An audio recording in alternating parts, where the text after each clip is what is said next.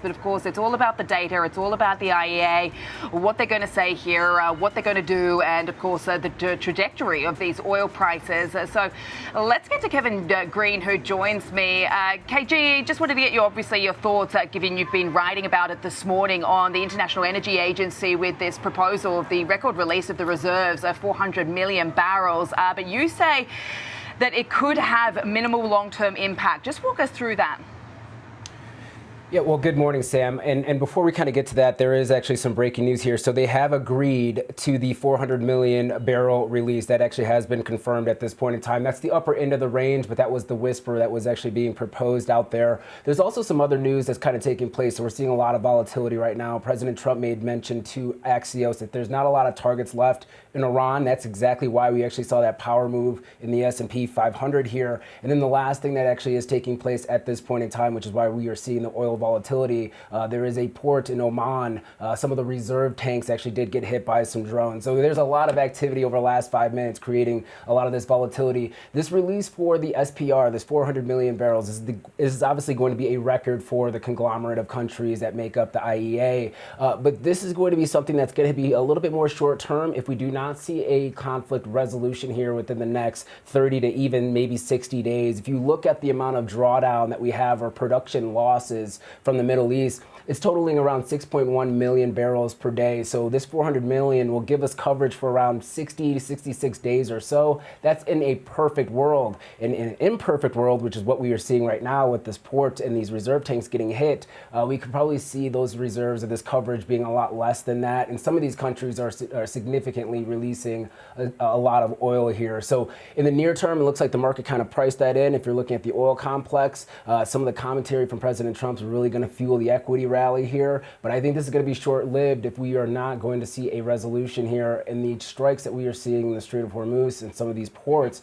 continues to escalate. In fact, we've already seen 3 bulk cargo ships actually getting hit this morning alone. So the risk is still out there right now. And I think the market's probably underpricing that and hoping that President Trump kind of finds some form of a way out of this particular situation. Well, that's certainly what the market is eyeing right now. It's the duration of this war. And I think a lot of the market direction depends very much on that timeline, as you mentioned, with Trump talking to the media saying, well, there's practically nothing left to target in Iran, coming off the back of a day where we had Hexet saying that this is going to be some of the most intense attacks that they've seen so far. So obviously these lines coming in thick and fast. It's a very headline-driven market. In fact, I was talking to some of the traders here on the floor yesterday, KG, around some of the confusion and the mixed messaging coming out of, for instance, the tweets from the Energy Secretary, which came out and quickly got removed. Some of the subsequent media reporting off the back of that. We saw oil bouncing around sub 80 back up to above 80. And I mean, they've just been talking about how throughout their careers, I mean, they've never really seen the flow of information like this, which really speaks to this volatility. Just talk us through what you're seeing there as far as the technicals are concerned.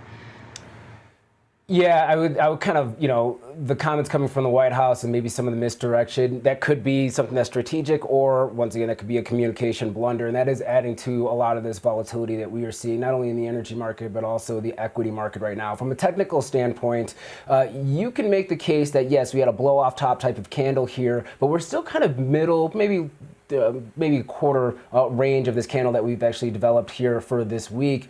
But if you kind of go back and you look at the setup similar to what we saw in 2022 with the Russia-Ukraine conflict, and the amount of oil that's actually being taken off the market is significantly more than that risk that we saw in 2022. We had this announcement from the IEA. They released around 183 million barrels within that release, which once again was very historic. But that actually was not the day or the week or even the month that we saw the peak when it came to oil prices. And in fact, oil continued to move higher for the next 3 months before it peaked out. And that also coincided with the Fed actually aggressively increasing rates at that same point in time as well. So maybe some demand destruction. I think the market, if you're looking at it from an equity standpoint and you think that we are going to see an all clear as maybe the United States stops attacking Iran, I think that might be a little bit far-fetched just given the events that are taking place as well as the Strait of Hormuz and geographically how that is really set up, because there is a significant amount of risk for even naval fleets to kind of go through that strait here. So We will continue to see tanker premiums rise to the upside here, even though we are seeing the volatility within the crude oil market. Tanker rates continue to move higher. That's actually a very good leading indicator as to where this goes next. And I think we kind of couple this on the back of the CPI report that we had today, which did come in line with the street's expectations, but it was actually still relatively hot, especially when you're looking at the goods component. And crude oil and gasoline prices moving higher is only just going to obviously raise those prices a little bit more here. So we're trading this day by day, but if you look at the longer term impacts that we could have, I don't think that we've seen the impacts being felt in the equity markets or even in the energy markets yet. Yeah, I mean, obviously we are waiting for further details of exactly how this action is going to play out with respect to the breaking news in just the last few minutes, how this is going to take place, what the time frame is going to be. But I mean, to your point, KG, we are seeing the energy shock. I mean, if you take a look at some of the headlines out of Asia this morning, I mean, the Philippines talking about a 4-day working week, the Vietnamese talking about carpooling, encouraging people to go out and ride their bikes. They're talking about working from home. I mean, these are oil poor countries that are heavily exposed to what we're seeing here. I know that you look at the charts across a number of commodities, not just, of course, oil, but also LNG as well. What are you seeing there across the patch right now? Yeah, that's actually a really good point. So from an LNG or liquefied natural gas standpoint, none of the measures that the IEA is taking right now is going to alleviate that situation. And a lot of those Asia Pacific markets are relying on the Middle East for LNG supplies, especially if you're looking at Qatar, which continues to ramp down production and pretty much probably in the next couple of days, if its situation still stays where it's at right now, probably will shut in the majority of its overall production, unfortunately.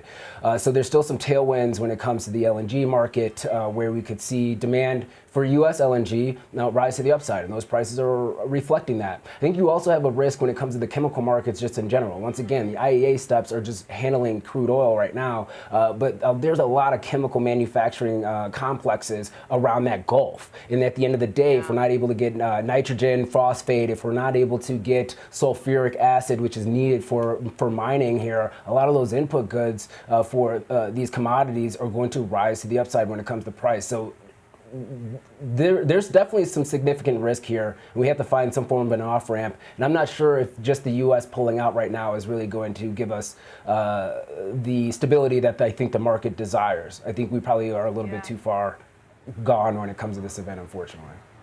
Yeah, it's certainly something to watch because, I mean, the South Koreans this week have been talking about the potential for the energy shock to impact the chip industry over there with, of course, some worries around their titans like Samsung and SK Hynix, you know, obviously in the business of memory and that work very closely with NVIDIA too. So it's something to keep an eye on. KG, always appreciate it. Thanks for breaking us down the news and also the price action in some of these commodities this morning.